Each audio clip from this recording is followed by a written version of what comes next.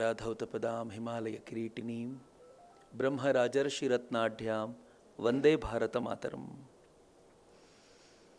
ವೇದಿಕೆ ಮೇಲೆ ಆಸನರಾಗಿರುವ ಎಲ್ಲ ಗಣ್ಯರಿಗೂ ನಮಸ್ಕಾರ. ವೇದಿಕೆಯ ಮುಂಭಾಗದಲ್ಲಿ ಆಸನರಾಗಿರುವ ಎಲ್ಲ ಗಣ್ಯರಿಗೂ ಶ್ರದ್ಧಾಪೂರ್ವಕ ನಮಸ್ಕಾರ. ಘನ ಭಟ್ರು ನಮ್ಮ ಉತ್ತರ ಕನ್ನಡದಲ್ಲಿ ಘನಾಗೆ ಘನ ಅಂತಲೂ ಹೇಳ್ತಾರೆ, ಘನ ಭಟ್ರು ಅಂತ. ಘನ ಮಾತಾಡಿದರು ಅಂತಂದರೆ ಭಾಳ ಚೆನ್ನಾಗಿ ಮಾತಾಡಿದರು ಅಂತ. ಆದರೆ ಒಂದೇ ಏನು ಅಂತಂದರೆ ವ್ಯಾಪ್ತಿ ಮೀರಿ ಎಲ್ಲರ ವ್ಯಾಪ್ತಿಯೊಳಗೂ ಬಂದುಬಿಟ್ಟಿದ್ದಾರೆ ಅವರು. ಹೀಗಾಗಿ ನಾನು ಆದರಣೀಯ ಅನಂತ ನಾಗ್ ಅವರ ವ್ಯಾಪ್ತಿಯನ್ನು, ಈಗ ನನ್ನ ನಂತರ ಅವ್ರು ಮಾತನಾಡಬೇಕು, ವ್ಯಾಪ್ತಿಯನ್ನು ಮೀರದೆ ಅವರಿಗೆ ಆ ಸಂದರ್ಭಕ್ಕೆ ಬಿಟ್ಕೊಡುವಂಥ ಒಂದು ಪುಟ್ಟ ಪ್ರಯತ್ನವನ್ನು ಮಾಡ್ತೀನಿ. ಭಾಳ ಬೇಗ ಮುಗಿಸ್ಬಿಡುವಂಥ ಪ್ರಯತ್ನ. ಒಂದು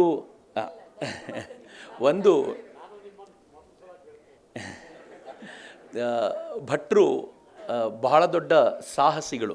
ನಾನೇನಾದರೂ ಭಟ್ರ ಬಗ್ಗೆ ಜಾಸ್ತಿ ಹೇಳಿದರೆ ನಿಮಗೆ ಜಾಸ್ತಿ ಅಂತ ಅನ್ನಿಸ್ಬೋದು.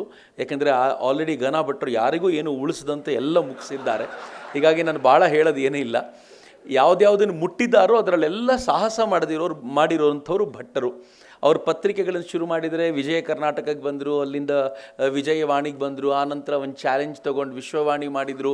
ಇವೆಲ್ಲ ಸಾಲದ ಒಂದು ಪತ್ರಿಕೆ ನಡೆಸೋದು ಎಷ್ಟು ಕಷ್ಟ ಅಂತ ಅವ್ರ ಜೊತೆ ಇದ್ದಾಗ ಅದನ್ನು ಅನುಭವಿಸಿದ್ದೀವಿ. ಗೊತ್ತಿರೋರಿಗೆ ಚೆನ್ನಾಗಿ ಗೊತ್ತಿದೆ. ಅದಾದ ನಂತರ ಯಾರೂ ಮುಟ್ಟದ ಒಂದು ಜಾಗ ಅದು ಪ್ರವಾಸಿ ಕ್ಷೇತ್ರಕ್ಕೆ. ಅದು ಪತ್ರಿಕೆಗಳಲ್ಲಿ ಪುರವಣಿಯಾಗಿ ಬರಬಹುದಾಗಿರುವಂಥದ್ದನ್ನು ಒಂದು ಪತ್ರಿಕೆಯನ್ನಾಗೇ ಮಾಡ್ತೀನಿ ಎನ್ನುವ ಸಾಹಸವನ್ನು ಮಾಡ್ಬೋದಾಗಿರುವ ಚಾಲೆಂಜ್ ತೊಗೊಳ್ಬೋದಾದವರು ಅವರು ಮಾತ್ರ ಅಂತ. ಆಮೇಲೆ ಎರಡನೇದು, ಪತ್ರಿಕೆಗಳಲ್ಲಿ ತುಂಬ ಹಿರಿತಲೆಗಳು ಮಾತ್ರ ಬರೀಬೇಕು ಅಂತಿದ್ದ ಕಾಲಕ್ಕೆ ನಾನು ತುಂಬ ಎಚ್ಚರಿಕೆಯಿಂದ ಈ ಮಾತನ್ನು ಹೇಳ್ತಿದ್ದೀನಿ. ಯೂನಿವರ್ಸಿಟಿಗಳಲ್ಲಿ ಪ್ರೊಫೆಸರ್ಗಳಾಗಿರಬೇಕು, ಅವ್ರು ಹಾಗಿರಬೇಕು ಹೀಗಿರಬೇಕು ಅಂಥವ್ರು ಮಾತ್ರ ಬರಿಬೋದು, ಉಳಿದವರೆಲ್ಲ ಅವರವರ ಅಭಿಪ್ರಾಯಗಳನ್ನು ಹೇಳಿಕೊಂಡ್ರೆ ಪ್ರಿಂಟ್ ಆದರೆ ಆಗ್ಬೋದು ಎನ್ನುವ ಪರಿಕಲ್ಪನೆ ಇದ್ದ ಕಾಲಕ್ಕೆ ತರುಣರನ್ನು ಬರವಣಿಗೆಯ ಕ್ಷೇತ್ರಕ್ಕೆ ಎಳಕೊಂಡು ಬಂದ ಸಾಹಸವೂ ಕೂಡ ಭಟ್ಟರದ್ದೇ. ಇವತ್ತು ಮಾರ್ಕೆಟ್ನಲ್ಲಿ ತುಂಬ ಜನ ತರುಣರು ಬರವಣಿಗೆಯವರಿದ್ದಾರೆ ಅಂತಂದರೆ ಅದರಲ್ಲೊಂದು ದೊಡ್ಡ ಕೊಡುಗೆ ವಿಶ್ವೇಶ್ವರ ಭಟ್ಟರದ್ದಿದೆ.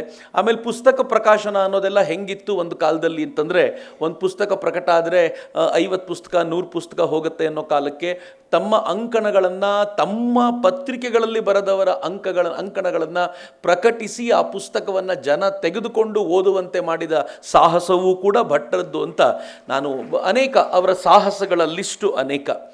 ಹೀಗಾಗಿ ಈ ಥರದೊಂದು ಸಾಹಸಕ್ಕೆ ಮುನ್ನುಡಿಯನ್ನು ಬರೆದಿರುವಂಥ ಅನೇಕ ಸಾಹಸಗಳಿಗೆ ಕಾರಣರಾದ ಅವರನ್ನು ನಾನು ಹೃತ್ಪೂರ್ವಕವಾಗಿ ಅಭಿನಂದಿಸ್ತೀನಿ. ಏಕಕಾಲಕ್ಕೆ ಇವತ್ತು 9 ಪುಸ್ತಕಗಳೇನು ಬಿಡುಗಡೆ ಆಗ್ತಿವೆ, ಅಷ್ಟೂ ಲೇಖಕರನ್ನು ನಾನು ಹೃತ್ಪೂರ್ವಕವಾಗಿ ಅಭಿನಂದಿಸ್ತೀನಿ. ಅವರೆಲ್ಲರೂ ಕೂಡ ಸಮಾಜಕ್ಕೆ ಒಂದು ಶ್ರೇಷ್ಠ ಕೊಡುಗೆಯನ್ನು ಕೊಡ್ತಾನೆ ಇದ್ದಾರೆ ಅಂತ ನಾನು ಭಾವಿಸ್ತೀನಿ.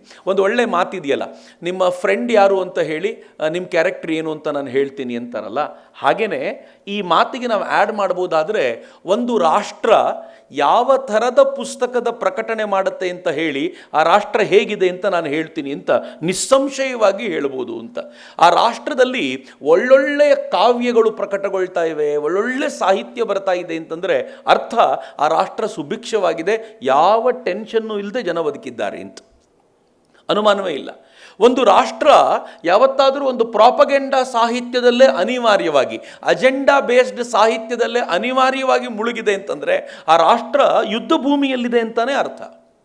ನೀವು ಪ್ಯಾಲೆಸ್ತೈನ್ಗೆ ಹೋಗಿ ಒಂದು ಶ್ರೇಷ್ಠ ಕಾವ್ಯವನ್ನು ಪ್ರೊಡ್ಯೂಸ್ ಮಾಡಿ ಅಂತ ಕೇಳುವಂಥ ಸಾಧ್ಯತೆ ಇವತ್ತಿನ ದಿನದಲ್ಲಿ ಇಲ್ಲವೇ ಇಲ್ಲ.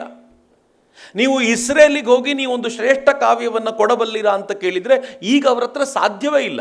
ನಾನು ಇತ್ತೀಚೆಗೆ ಇಸ್ರೇಲಿಗೆ ಹೋಗಿದ್ದಾಗ ಅಲ್ಲಿ ನೋಡ್ಕೊಂಡು ಬರ್ತಿದ್ದಲ್ಲಿನ ಯೂನಿವರ್ಸಿಟಿ, ಟೆಕ್ನಾಲಜಿಕಲ್ ಯೂನಿವರ್ಸಿಟಿಗೆ ಹೋದಾಗ ಅವರು ಹೇಳ್ತಾ ಇದ್ರು, ಇಸ್ರೇಲ್ನ ಟೆಕ್ನಾಲಜಿ ಯೂನಿವರ್ಸಿಟಿ ಹೇಗಿದೆ ಅಂತಂದರೆ ಇಲ್ಲಿ ಇಂಥ ಟೆಕ್ನಾಲಜಿಗಳು ಡೆವಲಪ್ ಆಗ್ತಿವೆ, ಹೀಗಿದೆ. ನಾನು ಯಾವ್ಯಾವ ಟೆಕ್ನಾಲಜಿ ಅಂತ ನೋಡಿದರೆ ಎಲ್ಲವೂ ಕೂಡ ಒಂದಲ್ಲ ಒಂದು ರೀತಿಯಲ್ಲಿ ಯುದ್ಧಕ್ಕೆ ಸಂಬಂಧಪಟ್ಟಿದ್ದೆ.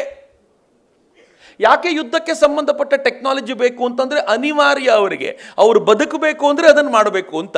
ಇನ್ನೊಂದು 50 ವರ್ಷಗಳ ನಂತರ ಇಸ್ರೇಲ್ನಲ್ಲಿ ಯುದ್ಧವೇ ಇಲ್ಲ ಅಂತ ತಿಳ್ಕೊಳ್ಳಿ. ಅದೇ ಯೂನಿವರ್ಸಿಟಿಗೆ ಹೋದರೆ ಅವ್ರು ಹೇಳ್ತಾರೆ, ನಮ್ಮ ಹತ್ರ ಈಗ ಜನರ ಬುದ್ಧಿ ಚೇಂಜ್ ಆಗಿದೆ, ನಮ್ಮ ಜನ ಬುದ್ಧಿವಂತರಾಗಲಿಲ್ಲ, ಯಾಕೆಂದರೆ ಈಗ ಬೇರೆ ಥರದ ಟೆಕ್ನಾಲಜಿ ಬರ್ತಿದೆ ಅಂತ. ಯಾಕೆಂದರೆ ಅನಿವಾರ್ಯತೆ ಯಾವುದಿದೆಯೋ ಆ ದಿಕ್ಕಿನಲ್ಲಿ ಹೋಗುತ್ತೆ ಅಂತ. ನೀವು ನೋಡಿದ್ರೆ ಗೊತ್ತಾಗುತ್ತೆ, ಆಪರೇಷನ್ ಸಿಂಧೂರ್ನ ನಂತರ ಕಳೆದ ನನಗನ್ಸುತ್ತೆ 1-1.5 ತಿಂಗಳೊಳಗೆ ಅಥವಾ 2 ತಿಂಗಳೊಳಗೆ ಭಾರತದಲ್ಲಿ DRDO ಎಷ್ಟು ಟೆಕ್ನಾಲಜಿಕಲ್ ಇನ್ನೋವೇಷನ್ಸನ್ನು ಮಾಡ್ತಾ ಇದೆ ಅಂತಂದರೆ, ನಾವು ತರ್ತಾ ಇರುವಂಥ ಒಂದೊಂದು ಶಸ್ತ್ರಾಸ್ತ್ರಗಳು ಕೂಡ ಅದು ಇಡೀ ಜಗತ್ತನ್ನು ಬೆರಗುಗೊಳಿಸುವಂಥ ಶಸ್ತ್ರಾಸ್ತ್ರಗಳಾಗಿವೆ. ಯಾಕೆ ಅಂದರೆ ಅನಿವಾರ್ಯತೆ ಇದೆ ಅಂತ. ಯಾವ ಥರದ ಅನಿವಾರ್ಯತೆ ಇದೆಯೋ ಜನ ಹಂಗೆ ಮೌಲ್ಡ್ ಆಗ್ತಾರೆ ಅಂತ. ಹೀಗಾಗಿ ಒಂದು ಆ ದೇಶದ ಪರಿಸ್ಥಿತಿಯನ್ನು ಸಾಹಿತ್ಯ ತಿಳಿಸುತ್ತೆ ಅನ್ನೋದಾದರೆ, ಎರಡನೇದು ಅಂಥ ಸಾಹಿತ್ಯದ ಕಡೆಗೆ ಜನರನ್ನು ನಾವು ಪ್ರೇರೇಪಣೆ ಮಾಡ್ತೀವಿ ಅಂತಾದರೆ ಆ ದೇಶ ಸುಭಿಕ್ಷವಾಗುತ್ತೆ ಎನ್ನುವಂಥ ರಿವರ್ಸ್ ಎಂಜಿನಿಯರಿಂಗ್ ಕೂಡ ಸಾಧ್ಯ ಆಗಬೇಕು ಅಂತ. ಈ ದೃಷ್ಟಿಯಿಂದ ವಿಶ್ವೇಶ್ವರ ಭಟ್ರು ಕಳೆದ ಅನೇಕ ವರ್ಷಗಳಲ್ಲಿ ಎಂಥ ಸಾಹಿತ್ಯದ ಸೃಜನೆ ಮಾಡಿದ್ದಾರೆ ಅಂತಂದರೆ, ಓದಿದವರೆಲ್ಲರ ಮನಸ್ಸು ಅರಳಿಸುವಂಥ ಸಾಹಿತ್ಯವನ್ನು ಸೃಷ್ಟಿ ಮಾಡಿದ್ದಾರೆ ಅಂತ. ಭಾಳ ಹಿಂದೆ ನಾನು ವಿಜಯ ವಾಣಿಯಲ್ಲಿ ಬರಿತಾ ಇರುವಾಗ ಶತಾವಧಾನಿ ಗಣೇಶರನ್ನು ಭೇಟಿ ಮಾಡೋ ಅವಕಾಶ ಸಿಕ್ಕಿತ್ತು. ಯಾವುದೋ ಒಂದು ಸಾಹಿತ್ಯದ ಬಗ್ಗೆ ಚರ್ಚೆ ಮಾಡ್ತಿರುವಾಗ ಅವ್ರು ಮೂಗು ಮುರಿದ್ರು. ನಾನು ಯಾಕೆ ಹೀಗೆ ಮಾಡ್ತಿದ್ದೀರಿ ಅಂತ ಕೇಳಿದ್ದಕ್ಕೆ ಅವ್ರು ಹೇಳಿದರು, ಇವೆಲ್ಲ ಅಜೆಂಡಾ ಬೇಸ್ಡ್ ಸಾಹಿತ್ಯ ಕಣಪ್ಪ, ರಸಾಸ್ವಾದನೆಗೆ ಅವಕಾಶವೇ ಇಲ್ಲ, ಏನೋ ಒಂದು ಅಜೆಂಡಾಕ್ಕೆ ಇರುವಂಥದ್ದು, ಸುದೀರ್ಘ ಕಾಲ ನಿಲ್ಲುವಂಥದ್ದಲ್ಲ. ಸುದೀರ್ಘ ಕಾಲ ನಿಲ್ಲುವಂಥ ಸಾಹಿತ್ಯ ಯಾವುದು ಅಂತಂದರೆ, ಯಾವುದರಲ್ಲಿ ರಸದ ಆಸ್ವಾದನೆ ಇರುತ್ತೋ ಅದು ಮಾತ್ರ ಅಂತ ಹೇಳಿದ್ದು ತಲೆಯಲ್ಲಿ ಕೊರಿತಿತ್ತಲ್ಲ. ಇವತ್ತಿಗೂ ನನಗೆ ಹಾಗೆ ಅನಿಸುತ್ತೆ. ನೀವು ಇಡೀ ಭಾರತದ ಇತಿಹಾಸವನ್ನು ನೋಡಿದಾಗ ಜಗತ್ತಿನ ಅತ್ಯಂತ ಶ್ರೇಷ್ಠ ಸಾಹಿತ್ಯ ಅಂತ ಇವತ್ತಿಗೂ ಗಣಿಸಲ್ಪಡುವಂಥ ಉಪನಿಷತ್ತುಗಳನ್ನು ಕೊಟ್ಟವರು ನಾವೇ. ಅತ್ಯಂತ ಶ್ರೇಷ್ಠ ಸಾಹಿತ್ಯ ರಾಶಿಯನ್ನು ಜಗತ್ತಿಗೆ ಕೊಟ್ಟವರು ಎಲ್ಲರೂ ಒಪ್ಕೊಳ್ತಾರೆ. ನಾನು ಹೇಳಿದಾಗ ಅದೊಬ್ಬ ಭಾರತೀಯ ಅನ್ನೋ ಕಾರಣಕ್ಕೆ ಹೇಳ್ಬೋದು, ರಾಷ್ಟ್ರಭಕ್ತ ಅಂತ ಗ.ನ. ಭಟ್ರು ಹೇಳುವಾಗ ಸ್ವಲ್ಪ ಮುಜುಗರ ಪಟ್ರಲ್ಲ, ಈ ಕ್ಯಾಟಗರಿ ಇವರು ಅಂತ ಹೇಳ್ಬೋದು. ಅಥವಾ ಇತ್ತೀಚೆಗೆ ಹೊಸ ಟರ್ಮ್ ಕಾಯಿನ್ ಆಗ್ತಿದೆ ಈ ಥರದವರಿಗೆ, ಅಂಧಭಕ್ತ ಅಂತ ಕೂಡ ಟರ್ಮ್ ಕಾಯಿನ್ ಆಗ್ತಿದೆ. ಇವರೆಲ್ಲರೂ ಅನ್ನೋ ಕಾರಣಕ್ಕೋಸ್ಕರ ಹಿಂಗೆ ಹೇಳ್ತಾರೆ ಅಂತ ಭಾವಿಸಿಕೊಳ್ಬೋದು. ಆದರೆ ಶೋಪನ್ಹೋವರ್ ಥರದ ತತ್ವಶಾಸ್ತ್ರಜ್ಞರೂ ಕೂಡ ಉಪನಿಷತ್ತುಗಳನ್ನು ಎಷ್ಟರ ಮಟ್ಟಿಗೆ ಗೌರವಿಸ್ತಾರೆ ಅಂತಂದ್ರೆ, ಅವರು ಅತ್ಯಂತ ಶ್ರದ್ಧೆಯಿಂದ ಗೌರವಿಸ್ತಾರೆ. T.S. ಇಲಿಯಟ್ನ ಅವರು ಉಲ್ಲೇಖ ಮಾಡಿದ್ರು. ಇಲಿಯಟ್ನ ಸಾಹಿತ್ಯಗಳಲ್ಲಿ ಎಷ್ಟು ಬಾರಿ ಎಲ್ಲೆಲ್ಲಿ ಉಲ್ಲೇಖ ಆಗುತ್ತೆ ಅನ್ನೋದನ್ನು ನಾವು ನೋಡಿದರೆ ಅಚ್ಚರಿ ಅನಿಸುವಷ್ಟರ ಮಟ್ಟಿಗೆ ಉಪನಿಷತ್ತಿನ ಸಾಹಿತ್ಯವನ್ನು ಇವತ್ತಿಗೂ ಕೂಡ ಜನ ಗೌರವಿಸ್ತಾರೆ. ಇವತ್ತಿಗೂ ಕೂಡ ಜಗತ್ತು ಭಗವದ್ಗೀತೆಯನ್ನು ಆರಾಧಿಸುತ್ತೆ. ಅದು ಯಾಕೆ ಕೊಡ್ಲಿಕ್ಕೆ ಸಾಧ್ಯ ಆಯಿತು ಅಂತಂದ್ರೆ, ಸುಭಿಕ್ಷವಾದ ಕಾಲಘಟ್ಟ, ಅದ್ಭುತವಾಗಿರುವಂಥ ಭಾರತ, ನಿಮಗೆ ಊಟಕ್ಕೆ ತಿಂಡಕ್ಕೆ ಕೊರತೆ ಇಲ್ಲ, ಜಗತ್ತಿನ ಯಾರೂ ಕೂಡ ಆಕ್ರಮಣ ಮಾಡುವ ಸ್ಥಿತಿ ಇಲ್ಲ, ನಾವು ಹೇಳಿದ್ದನ್ನು ಜಗತ್ತು ಸ್ವೀಕಾರ ಮಾಡುವ ಮಟ್ಟಿಗಿದೆ ಎಂದಾಗ ಹಾಗಿತ್ತು ಅಂತ. ಆದರೆ ಸ್ವಲ್ಪ ಕಾಲಘಟ್ಟ ಬದಲಾಯಿತು. ನನಗೆ ಭಾರತ ಭಾಳ ಖುಷಿ ಕೊಡುತ್ತೆ. ಯಾಕೆ ಅಂತಂದರೆ, ನಾವು ಚರ್ಚೆಗೆ ಕೂತ್ರೆ, ನಾವು ಮಾತಾಡಲಿಕ್ಕೆ ಕೂತ್ರೆ ಗುದ್ದಾಡ್ಕೊಂಡು ಸಾಯೋದಿಲ್ಲ. ಈ ಕಮ್ಯುನಿಸ್ಟರು ಭಾರತಕ್ಕೆ ಬರುವವರೆಗೆ, ಈ ಲೆಫ್ಟ್ ಐಡಿಯಾಲಜಿ ಭಾರತಕ್ಕೆ ಬರುವವರೆಗೆ ನಮಗೆ ಗುದ್ದಾಡಿ ಸಾಯುವಂಥ ಸಾಹಿತ್ಯದ ಪರಿಕಲ್ಪನೆಯೇ ಇರಲಿಲ್ಲ. ಅಕಸ್ಮಾತ್ ನಮ್ಮ ವಿಚಾರಧಾರೆಗೆ ಯಾರಾದರೂ ಹೊಂದಿಕೊಳ್ಳಿಲ್ಲ ಅಂತಂದರೆ ನಾವು ಚರ್ಚೆ ಮಾಡ್ತೀವಿ. ವೇದಗಳನ್ನು ವಿರೋಧಿಸ್ತಾ ಇದ್ದಂಥ ಬುದ್ಧ ತನ್ನದೇ ಆದ ಸಾಹಿತ್ಯವನ್ನು ಕೊಟ್ಟ. ಆ ಸಾಹಿತ್ಯವನ್ನು ನಾವೇ ಸ್ವೀಕಾರ ಮಾಡಿದ್ದು. ಆದರೆ ಮುಂದೆ ಅದೇ ಬುದ್ಧನ ಸಾಹಿತ್ಯವನ್ನು, ಬುದ್ಧನ ವಿಚಾರಧಾರೆಯನ್ನು ಶಂಕರರು ವಿರೋಧಿಸಿದ್ರಲ್ಲ. ನೀವು ಈ ಕಾಲಘಟ್ಟವನ್ನು ಒಮ್ಮೆ ಕಣ್ಮುಂದೆ ತಂದ್ಕೊಂಡು ನೋಡಿ. ವಿರೋಧಿಸಿದ ಶಂಕರರು ಬುದ್ಧ ಮತೀಯರನ್ನ, ಕಾಪಾಲಿಕರನ್ನ ವಿರೋಧಿಸಿ, ಅವರೆಲ್ಲರನ್ನೂ ಕೂಡ ವಿರೋಧಿಸಿ ತಮ್ಮದ್ದೇ ಆಗಿರುವಂಥ ಸಾಹಿತ್ಯವನ್ನು ಸಮಾಜಕ್ಕೆ ಕೊಟ್ಟು ಮತ್ತೆ ದಾರಿ ಕರ್ಕೊಂಡು ಬಂದ ಶಂಕರರು ಅದೇ ಬುದ್ಧನನ್ನು ಅವತಾರವನ್ನಾಗಿಸಿದ್ದಿದೆಯಲ್ಲ, ಸಾಮಾನ್ಯವಾದ ಸಂಗತಿ ಅಂತ ಅನ್ಕೊಂಡಿದ್ದೀರಾ? ಇದು ಭಾರತದಲ್ಲಿ ಮಾತ್ರ ನೋಡ್ಲಿಕ್ಕೆ ಸಿಗುತ್ತೆ. ನನ್ನ ವಿಚಾರಧಾರೆ ಮತ್ತು ನಿಮ್ಮ ವಿಚಾರಧಾರೆ ಬೇರೆ.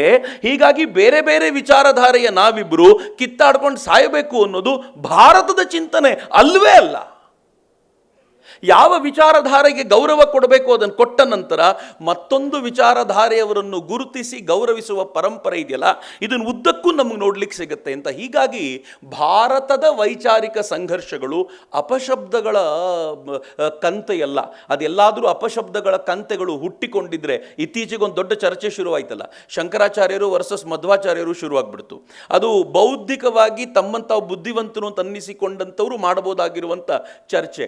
ಆದರೆ ಕಾಮನ್ ಮ್ಯಾನ್ ನಮಗೆ ನಿಮಗೆ ಶಂಕರರೂ ಇಷ್ಟ ಆಗ್ತಾರೆ, ಮಧ್ವಾಚಾರ್ಯರೂ ಇಷ್ಟ ಆಗ್ತಾರೆ. ನಾನು ಅನೇಕ ಮನೆಗಳಿಗೆ ಹೋದಾಗ ಮೊದಲು ಗಮನಿಸ್ತಿರ್ಲಿಲ್ಲ, ಇತ್ತೀಚೆಗೆ ಗಮನಿಸ್ತೀನಿ. ದೊಡ್ಡ ದೊಡ್ಡವರ ಮನೆಗಳಲ್ಲೇ, ಬುದ್ಧಿವಂತರು ಅಂತ ಅನ್ನಿಸ್ಕೊಂಡವ್ರ ಮನೆಗಳಲ್ಲೇ ಈ ಕಡೆ ರಾಯರು ಇರ್ತಾರೆ, ಈ ಕಡೆ ಶಂಕರಾಚಾರ್ಯರು ಇರ್ತಾರೆ. ಹೆಂಗಪ್ಪ ಕಾಂಬಿನೇಷನ್ನು? ಬೌದ್ಧಿಕವಾಗಿ ನೋಡಿದರೆ ಕಾಂಬಿನೇಷನ್ ಅಲ್ವೇ ಅಲ್ಲ. ಆದರೆ ಅವ್ರಿಗೆ ಅದರಲ್ಲಿ ಡಿಫ್ರೆನ್ಸೇ ಇಲ್ಲ. ನಾನೊಂದು ಮನೆ ಕೇಳಿದೆ, ನಾವು ಶಂಕರ ಪೀಠಕ್ಕೆ ನಡ್ಕೊಳ್ಳೋರು ಅಂತ, ಆದರೆ ಅವ್ರ ಮನೆ ದೇವರ ಕೋಣೆಯಲ್ಲಿ ರಾಯರು. ನಾನು ಕೇಳಿದೆ, ನಿಮ್ಮ ಶಂಕರ ಪೀಠದವ್ರು ಒಪ್ಕೊಳ್ತಾರ ಇದನ್ನು ಅಂತ. ಅವ್ರಿಗೆ ಅಲ್ಲಿವರೆಗೂ ರಾಯರು ಬೇರೆಯವರು ಅಂತ ಗೊತ್ತೇ ಇರಲಿಲ್ಲ. ನಾನು ಕೇಳಲ್ಲ ಯಾವಾಗಲೂ. ಆದರೆ ಕೇಳದೆ ಯಾಕೆ ಅಂದರೆ ಗಲಾಟೆ ಶುರುವಾಗಿತ್ತಲ್ಲ. ಕೇಳಿದರೆ ಹೇಳ್ತಾರೆ ರಾಯರಿಂದ ನಮಗೆ ಭಾಳ ಒಳ್ಳೆಯದಾಗಿದೆ ಸರ್. ಎಷ್ಟು ಚೆನ್ನಾಗಿದೆ ನೋಡಿ. ನಾವು ಯಾವತ್ತೂ ಹೀಗೆ ಕಿತ್ತಾಡದವ್ರು ಅಲ್ವೇ ಅಲ್ಲ. ವೈಚಾರಿಕ ಸಂಘರ್ಷದ ನಡುವೆಯೂ ಕೂಡ ಬುದ್ಧಿವಂತ ಅನ್ನಿಸ್ಕೊಂಡವನು ತನ್ನ ಸಿದ್ಧಾಂತಕ್ಕೋಸ್ಕರ ಕಿತ್ತಾಡ್ತಾ ಇರುವ ಕಾಲದಲ್ಲೂ ಕೂಡ ಸಾಮಾನ್ಯ ಮಾನವನಿಗೆ ಎಲ್ಲರೂ ಒಂದೇ ಎನ್ನುವ ಭಾವನೆ ಇತ್ತಲ್ಲ, ಇದು ಭಾರತೀಯ ಪರಂಪರೆಯ ಶ್ರೇಷ್ಠ ಕೊಡುಗೆ ಅಂತ ನಾನು ಭಾವಿಸ್ತೀನಿ. ಆದರೆ ದುರದೃಷ್ಟಕರ ಸಂಗತಿ ಏನು ಅಂತಂದರೆ, ಇದು ಹೀಗೆ ಉಳ್ಕೊಳ್ಳಿಲ್ಲ ಕಾಲಕ್ರಮದಲ್ಲಿ. ನೀವು ಯೋಚನೆ ಮಾಡಿ, ಯಾವಾಗ ಶಂಕರರದು ಕಾಲಘಟ್ಟ ಆಯಿತೋ ಎಲ್ಲವೂ ಆದ ನಂತರ ನಾವು ಸೃಷ್ಟಿ ಮಾಡಿದ ಕಾವ್ಯಗಳು ಎಂತೆಂಥ ಕವಿಗಳನ್ನು ಭಾರತ ಕಾಣ್ತು. ಕಾಳಿದಾಸನಂಥ ಕವಿಗಳನ್ನು ನಾವು ಕಂಡು ಭಾರತದಲ್ಲಿ ಆರಾಧಿಸಿದ್ದೀವಲ್ಲ. ಎಂಥ ಕಾವ್ಯ, ಎಷ್ಟು ಬಾರಿ ಉಲ್ಲೇಖ ಆಯಿತು ಇವತ್ತು ಕಾಳಿದಾಸಂದು. ಅವನ ಹೆಸರು ಉಲ್ಲೇಖ ಆಗಲಿಲ್ಲ, ಅವನು ಬರೆದಂಥ ಸಾಹಿತ್ಯದ ಉಲ್ಲೇಖ ಆಯಿತು ಉದ್ದಕ್ಕೂ. ನನಗೆ ನಮ್ಮ ಸಂಸ್ಕೃತದ ಮೇಷ್ಟ್ರು ಹೇಳೋರು, ಈ ಬೆರಳಿಗೆ ಸಂಸ್ಕೃತದಲ್ಲಿ ಅನಾಮಿಕ ಅಂತ ಕರೀತಾರೆ ಅಂತ. ಯಾಕೆ ಅನಾಮಿಕ ಅಂತ ಕರೀತಾರೆ ಅಂತಂದರೆ, ಪುರಾ ಕವೀನಾಂ ಗಣನಾಂ ಪ್ರಸಂಗೆ ಕನಿಷ್ಠಿಕಾಧಿಷ್ಠಿತ ಕಾಳಿದಾಸ. ಕವಿಗಳ ಗಣನೆ ಮಾಡಬೇಕಾದಾಗ ಯಾರ್ಯಾರು ಕವಿಗಳ ಹೆಸರು ಹೇಳು ಅಂತಂದಾಗ ಲೆಕ್ಕ ಹಾಕ್ಲಿಕ್ಕೆ ಶುರು ಮಾಡಿದ್ರಂತೆ ಈ ಬೆರಳಿಗೆ. ಕಾಳಿದಾಸ. ನೆಕ್ಸ್ಟ್ ಹೇಳು. ಕಾಳಿದಾಸನ ಸಮಕ್ಕೆ ಮತ್ತೊಬ್ಬನಿಗೆ ಹೇಳಲಿಕ್ಕೆ ಆಗಲಿಲ್ಲ ಅಂತ ಈ ಬೆರಳಿಗೆ ಅನಾಮಿಕ ಅಂತ ಹೆಸರಿಟ್ಬಿಟ್ರಂತೆ. ಅವನ ಸಮಕ್ಕೆ ಇನ್ಯಾರೂ ಇರಲಿಕ್ಕಿಲ್ಲ, ಅವನ ಹೆಸರು ಹೇಳಿದ್ಮೇಲೆ ಇನ್ನೊಂದು ಹೆಸರು ಹೇಳಲಿಕ್ಕೆ ಆಗೋದಿಲ್ಲ ಅಂತ. ಎಂತೆಂಥ ಕವಿಗಳನ್ನು ಸೃಷ್ಟಿಸಿದವರು ನಾವು. ಈ ದೇಶದ ಈ ಭೂಮಿ ಏನು ಅದ್ಭುತವಾದ್ದು ಅಂತಂದರೆ, ಅಂಥ ಕಾವ್ಯಗಳ ಸೃಷ್ಟಿಯನ್ನು ಮಾಡಿದ ಅದ್ಭುತವಾಗಿರುವಂಥ ರಾಷ್ಟ್ರ. ಆದರೆ ದುರದೃಷ್ಟಕರ ಸಂಗತಿ, ನಾನು ಮುಂದಿನ ಹಂತಕ್ಕೆ ಹೋಗೋಕ್ಕಿಂತ ಇವತ್ತು ಬಂದು ನೋಡಿದರೆ ನಾವು ಲಿಂಗೋಗಳು ಮಾತಾಡ್ತೀವಿ. ಜೆನ್ಸಿ ಲಿಂಗೋ ಅಂತ. You don't know Gen Z lingo? ನನಗೆ ಗಾಬರಿ ಆಗೋದೆ. ಅವರು ಸೊಲುಲು ಅಂತ ಹೇಳಿದ್ರೆ ಸೊಲ್ಯೂಷನ್ ಅಂತಾರೆ, ಡೆಲುಲು ಅಂದರೆ ಡೆಲ್ಯೂಷನ್ ಅಂತ, BFFR ಅಂದರೆ ಬಿ ಫ್ರೀ ಅಂತ. ಇವರು ಈ ಪದಗಳನ್ನು ಬಳಸೋದು ಲಿಂಗೋ ಅಂತ. ಇದು ನಾನು ಆಮೇಲೆ ಯೋಚನೆ ಮಾಡಿದೆ, ಕರೆಕ್ಟ್, ನನಗದು ಅರ್ಥ ಆಗ್ತಿಲ್ವಲ್ಲ, ನನಗೆ ಆ ಜನ್ರೇಷನ್ನೇ ಬೇರೆ ಅನ್ನಿಸ್ತಿದೆ. ನನಗೆ ಈಗ ಕೂತ್ಕೊಂಡು ನಮ್ಮ ಅಪ್ಪನ ಬಗ್ಗೆ ಯೋಚನೆ ಮಾಡ್ತಿರ್ತೀನಿ ನಾನು. ನಮ್ಮ ಕಾಲದಲ್ಲಿ ಏನು ಗುರು ಅಂತ ನಾವು ಹೇಳುವಾಗ ನಮ್ಮಪ್ಪ ಗಾಬರಿ ಆಗಿದ್ದಿರಬೇಕು, ಏನಪ್ಪ ಎಲ್ರಿಗೂ ಗುರು ಅಂತನಲ್ಲ ಇವನು ಅಂತ. ನಮಗದು ಲಿಂಗೋ, ಅದು ಕಾಲಘಟ್ಟದಲ್ಲಿ ನನ್ನ ಕಾಲದಲ್ಲಿ ಗೊತ್ತಿಲ್ಲ, ತಮಿಳರ ಪ್ರಭಾವ ಇರಬೇಕು. ಏನು ಮಚ ಆ ಲಿಂಗೋ, ನಮ್ಮ ಕಾಲದ ಲಿಂಗೋ ನಮ್ಮ ಅಪ್ಪನಿಗೆ ಎಷ್ಟು ಕಷ್ಟ ಆಗಿದ್ದಿರ್ಬೋದು ಅಂತ ನಂಗೆ ಈಗ ಯೋಚನೆ ಆಗುತ್ತೆ. ನಂಗೆ ಆವಾಗ ಗೊತ್ತಾಗ್ತಿರ್ಲಿಲ್ಲ. ನಾವೇ ಜೊತೆಯಲ್ಲಿ ಇದ್ಕೊಂಡು ಈ ಪದಗಳನ್ನು ಬಳಸುವಾಗ ನನಗೆ ಈ ಲಿಂಗೋಗಳ ಪ್ರಭಾವ ಏನು ಅಂತ ಗೊತ್ತಿರಲಿಲ್ಲ. ಈಗ ಅನ್ಸುತ್ತೆ, ಇದನ್ನು ಬಳಸುವ, ನೀವು ಇತ್ತೀಚೆಗೆ ನಡೆದ ಒಂದು ಪ್ರೊಟೆಸ್ಟ್ನಲ್ಲಿ ಬಳಸಿದ ಪದಗಳು, ವಾಕ್ಯಗಳು, ಅವ್ರ ಗುಪ್ತ ಸಮಾಲೋಚನೆ, ಗುಪ್ತ ಚಿಂತನೆ ಏನೆಲ್ಲ ಹೇಳ್ತಿದ್ರಲ್ಲ, ಯಾವುದು ಗುಪ್ತ ಇಲ್ಲ. ಯಾಕೆ ಅಂತಂದರೆ ಬಳಸಿದ ವಾಕ್ಯಗಳು ಹಂಗಿದ್ವು. 4 ಜನರ ಜೊತೆ ಕೂತ್ಕೊಂಡು ಇವತ್ತಿನ ಮಕ್ಕಳು ಮಾತಾಡಿದ್ದನ್ನು ಕೇಳಲಿಕ್ಕೆ ಸಾಧ್ಯವಾಗದೇ ಇರೋ ಮಾತುಗಳಿದ್ವು. ಆ ಮಾತುಗಳನ್ನು ಯಾರಿಗೋಸ್ಕರ ಮಾತನಾಡಿದ್ದು? ಈ ದೇಶದ ಗೌರವಾನ್ವಿತ ಒಬ್ಬ ಪ್ರಧಾನಿ ಒಂದು ಚೇರನ್ನು ಕುರಿತಂತೆ ಮಾತನಾಡುವ ಮಾತುಗಳು ಎಷ್ಟು ಅತ್ಯಂತ ಕೆಳಮಟ್ಟದ ತುಚ್ಛವಾದ ಮಾತುಗಳು ಅಂದರೆ, ಈ ಮಾತುಗಳನ್ನು ಕೇಳಲಿಕ್ಕಾಗೋದಿಲ್ಲ ಅಂತ ಸ್ವತಃ ಆ ಮಕ್ಕಳೇ ವಾಪಸ್ ಹಾಕ್ಕೊಂಡ್ರೆ ಅನ್ಸುತ್ತವ್ರಿಗೆ. ಆದರೆ ಪ್ರಭಾವ ಹೆಂಗಾಗ್ತಿದೆ ಅಂತಂದರೆ, ಈ ಇನ್ಸ್ಟಾಗ್ರಾಮ್ನ, ಈ ಟ್ವಿಟರ್ನ ಅದರ ಆಲ್ಗೋರಿದಮ್ಗಳು ಹೆಂಗೆ ಮಾಡ್ತಿವೆ ಅಂತಂದರೆ, ದೇ ಆರ್ ಪ್ರಮೋಟಿಂಗ್ ಅಸ್. ಉತ್ಕೃಷ್ಟವಾದ ಸಾಹಿತ್ಯದ ಮಾತುಗಳನ್ನು ಆಡಬೇಕಾದಾಗ ಅದಕ್ಕೆ ಪ್ಯಾರಲಲ್ ಆಗಿ ಈ ಥರದ್ದೊಂದು ಚರ್ಚೆ ಮಾಡಬೇಕಾದ ಸ್ಥಿತಿ ಬರ್ತಿದೆಯಲ್ಲ, ಇದು ಭಾರತದ ಇವತ್ತಿನ ಸ್ಥಿತಿಯನ್ನು ತೋರಿಸುತ್ತೆ ಅಂತ ಭಾಳ ದುಃಖ ಅನ್ಸುತ್ತೆ ನನಗೆ. ಮಿತ್ರ, ಭಾಳ ಬೇಸರದ ಸಂಗತಿ ಅಂತಂದರೆ, ನಮ್ಮ ಸಾಹಿತ್ಯ ಬಹುಶಃ ದಾರಿ ತಪ್ಪಿದ್ದು. ತುಂಬ ಜನ ಬುದ್ಧಿವಂತರು, ವಿಚಾರವಂತರು ಕೂತಿದ್ದೀರಿ. ಆಲೋಚನೆ ಮಾಡಿದರೆ ಗೊತ್ತಾಗುತ್ತೆ. ನಾನು ಸುಮ್ಮನೆ ಯೋಚನೆ ಮಾಡ್ತಿರ್ತೀನಿ, ಇಸ್ಲಾಮಿನ ಆಕ್ರಮಣದ ಕಾಲಕ್ಕೆ, ಈ ಆಕ್ರಮಣದ ನಂತರ ನಮ್ಮ ಸಾಹಿತ್ಯ ಹೆಂಗಾಗೋಯ್ತು ಅಂತಂದರೆ, ನಮ್ಮ ಬದುಕನ್ನು ಉಳಿಸ್ಕೊಂಡ್ರೆ ಸಾಕು, ಸಾಹಿತ್ಯ ಆಮೇಲೆ ಎಂತಾಯಿತು, ಸಾಹಿತ್ಯ ಸೆಕೆಂಡ್ ಸಿಟಿಗೆ ಹೋಗ್ಬಿಡ್ತು. ನೀವು ಸುಮ್ಮನೆ ಹೋಗಿ ಇಸ್ಲಾಮಿನ ಆಕ್ರಮಣದ ಕಾಲಕ್ಕೆ ಭಾರತ ಸೃಷ್ಟಿಸಿದ ಸಾಹಿತ್ಯ ಎಂಥದ್ದು ಅಂತ ಹುಡುಕಾಟ ಮಾಡಿ ನೋಡಿ, ಏನಿಲ್ಲ ರೀ, ಲಿಟ್ರಲಿ ಏನೂ ಇಲ್ಲ. ಸ್ವಲ್ಪ ಮಟ್ಟಿಗೆ ಆ ಕಾಲಘಟ್ಟದಲ್ಲೂ ಒಳ್ಳೆ ಸಾಹಿತ್ಯ ಸೃಜನೆಯಾಗಿದೆ ಅಂತ ಏನಾದರೂ ಇದ್ದರೆ ಅದು ನಮ್ಮಲ್ಲೇ, ಕರ್ನಾಟಕದಲ್ಲೇ ಅಂಥ ಶ್ರೇಷ್ಠ ಸಾಹಿತ್ಯ ಸೃಷ್ಟಿಯಾಗಿರೋದು. ಯಾಕೆ ಅಂದರೆ ಅದಕ್ಕೂ ರೀಸನ್ ಏನು ಅಂತಂದರೆ, ಸುಭಿಕ್ಷವಾಗಿದ್ವಿ ನಾವು ಅನ್ನೋದೇ. ನಮಗೆ ಆಕ್ರಮಣದ ಬಹಳ ಪ್ರಭಾವ ತಟ್ಟಲಿಲ್ಲ. ಇಡೀ ಉತ್ತರ ಭಾರತವನ್ನು ನೀವು ನೋಡಿದರೆ ಅದರಲ್ಲಿ ಅಂಥ ಶ್ರೇಷ್ಠ ಐನಿ ಅಕ್ಬರಿ ಥರದ್ದು ಬಂದಿವೆ, ಅವರುಗಳ ಸಾಹಿತ್ಯ ಬಂದಿದೆ. ಬಿಟ್ಟರೆ ನಮ್ಮ ಕಾಲದ ಭಾರತವನ್ನು ಪ್ರತಿನಿಧಿಸಬಲ್ಲಂಥ ಶ್ರೇಷ್ಠ ಸಾಹಿತ್ಯ ಪ್ರೊಡ್ಯೂಸ್ ಆಗಲೇ ಇಲ್ಲ. ನೀವು 4ನೇ ಸ್ಟೇಜ್ ನೋಡಿ, ಈ ದೇಶದಲ್ಲಿ ಬ್ರಿಟಿಷರ ಆಕ್ರಮಣದ ನಂತರ ನಮ್ಮ ಸಾಹಿತ್ಯ ಸೃಷ್ಟಿಯಾಯಿತು. ಎಷ್ಟು ಚೆನ್ನಾಗಿದೆ ಅಂತಂದರೆ, ಅಜೆಂಡಾ ಬೇಸ್ಡ್ ಸಾಹಿತ್ಯ ಹೆಂಗೆ ಬಂತು ಅಂತಂದರೆ, ಅತ್ಯಂತ ಶ್ರೇಷ್ಠ ಕಾದಂಬರಿಗಳನ್ನು ಆವತ್ತಿನ ದಿನದಲ್ಲಿ, ಇವತ್ತು ನಾವು ಭೈರಪ್ಪನವ್ರನ್ನ ಕಾದಂಬರಿಕಾರ ಅಂದಾಗ ನೆನಪಿಸ್ಕೊಳ್ತೀವಲ್ಲ, ಆವತ್ತಿನ ದಿನದಲ್ಲಿ ನೆನಪಿಸ್ಕೊಳ್ಳೇಬೇಕಾದಂಥವ್ರು ಬಂಕಿಮ್ ಚಂದ್ರ ಚಟರ್ಜಿಯವರು. ಅವರು ಬರೆದಿರುವಂಥ 2 ಶ್ರೇಷ್ಠ ಕಾದಂಬರಿಗಳು, ಒಂದು ದೇವಿ ಚೌಧರಾಣಿ, ಇನ್ನೊಂದು ಆನಂದ ಮಠ. ಎರಡೂ ಅಜೆಂಡಾ ಬೇಸ್ಡೇ. ಎರಡೂ ಸ್ವಾತಂತ್ರ್ಯದ ತುಡಿತವನ್ನು ಜಾಗೃತಗೊಳಿಸುವಂಥ ಪ್ರಯತ್ನಕ್ಕೋಸ್ಕರ ಹುಟ್ಟಿಕೊಂಡ ಕಾದಂಬರಿಗಳೇ.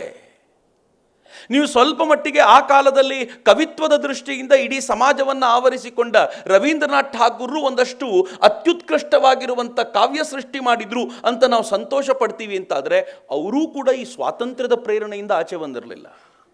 ಸಾವರ್ಕರ್ರ ಕಮಲ ಅನ್ನುವಂಥ ಶ್ರೇಷ್ಠ ಕಾವ್ಯ, ಅದೂ ಕೂಡ ಸ್ವಾತಂತ್ರ್ಯದ ಆ ಇಚ್ಛೆಯ ಹಿನ್ನೆಲೆಯಲ್ಲೇ ಬಂದಿರುವಂಥದ್ದು. ಒಂದು ರಾಷ್ಟ್ರದ ಉಸಿರು ಹೇಗೆ ನಡೀತಾ ಇದೆ ಅನ್ನೋದನ್ನು ಸಾಹಿತ್ಯದ ದೃಷ್ಟಿಯಿಂದ ಹೇಳ್ಬೋದು ಅನ್ನೋದಕ್ಕೆ ಇದೊಂದು ಬಲವಾಗಿರುವಂಥ ಉದಾಹರಣೆ ಅಂತ ನನಗೆ ಯಾವಾಗಲೂ ಅನಿಸುತ್ತೆ.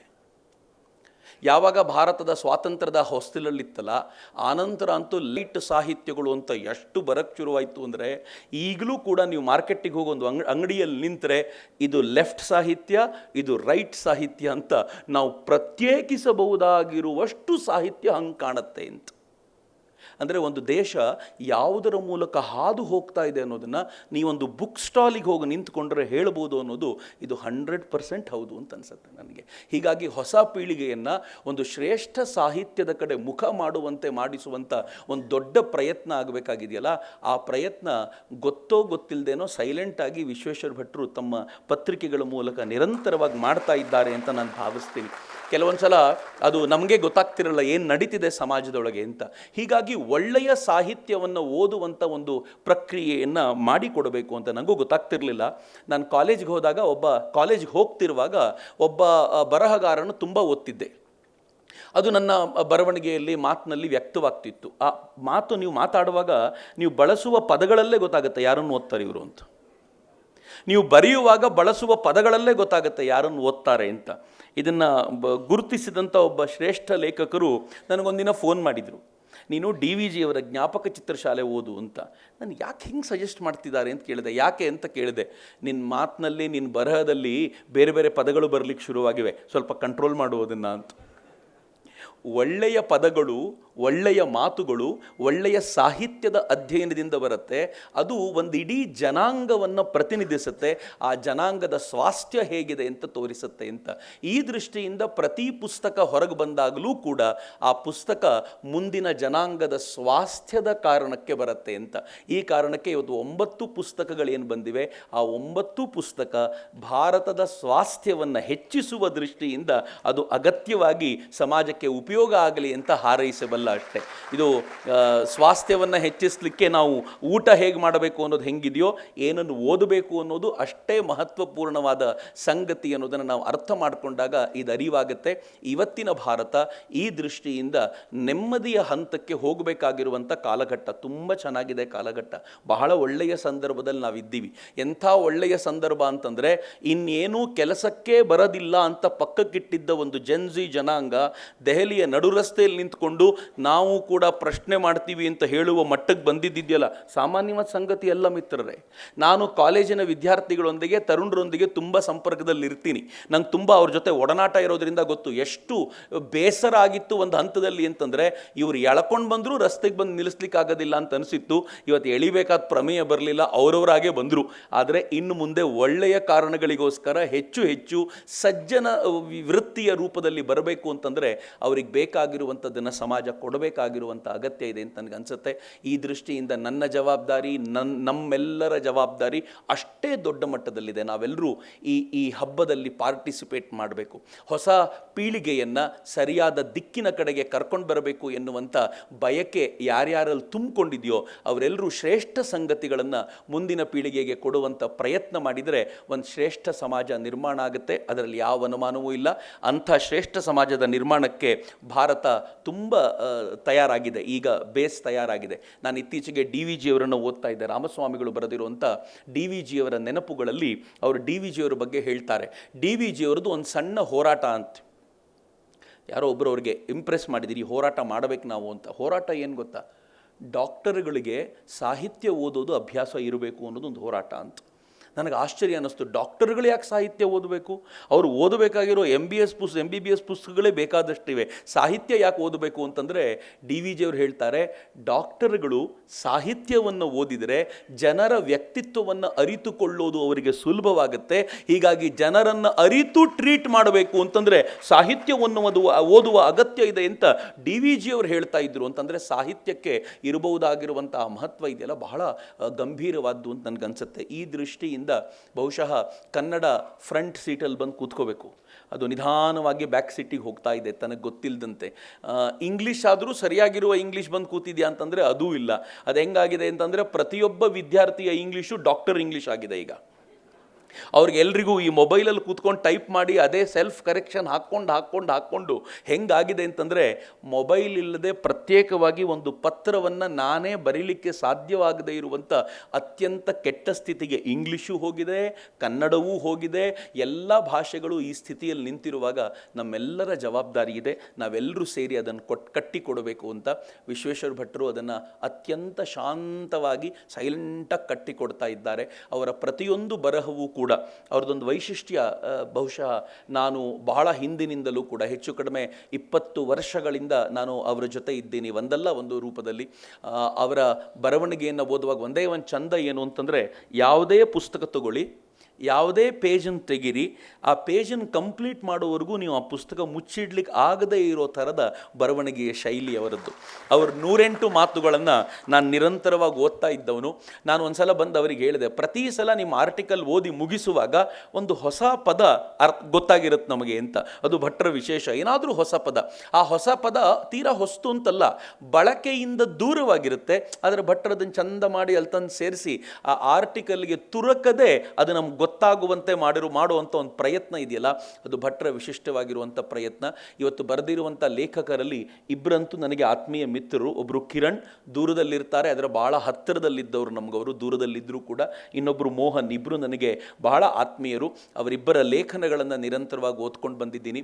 ಸೊ ಹೀಗಾಗಿ ಇವತ್ತು ಬರೆದಿರುವಂಥ ಎಲ್ಲರೂ ಕೂಡ ಸಮಾಜದ ಸ್ವಾಸ್ಥ್ಯವನ್ನು ವೃದ್ಧಿಸಲಿಕ್ಕೆ ತಮ್ಮದ್ದೇ ಆಗಿರುವ ಕೊಡುಗೆಯನ್ನು ಕೊಟ್ಟಿದ್ದಾರೆ ಅಂತ ಭಾವಿಸ್ತಾ ಇವತ್ತಿನ ಈ ಕಾರ್ಯಕ್ರಮಕ್ಕೆ ಪ್ರೀತಿಯಿಂದ ಆಹ್ವಾನಿಸಿದ ಎಲ್ಲರಿಗೂ ಕೂಡ ನಾನು ಹೃತ್ಪೂರ್ವಕವಾಗಿ ಧನ್ಯವಾದಗಳನ್ನು ಸಮರ್ಪಿಸಿ ನನ್ನ ಮಾತುಗಳನ್ನು ಮುಗಿಸ್ತೇನೆ. ಎಲ್ಲರಿಗೂ ನಮಸ್ಕಾರ. ವಂದೇ ಮಾತರಂ. ಜೈ ಹಿಂದ್.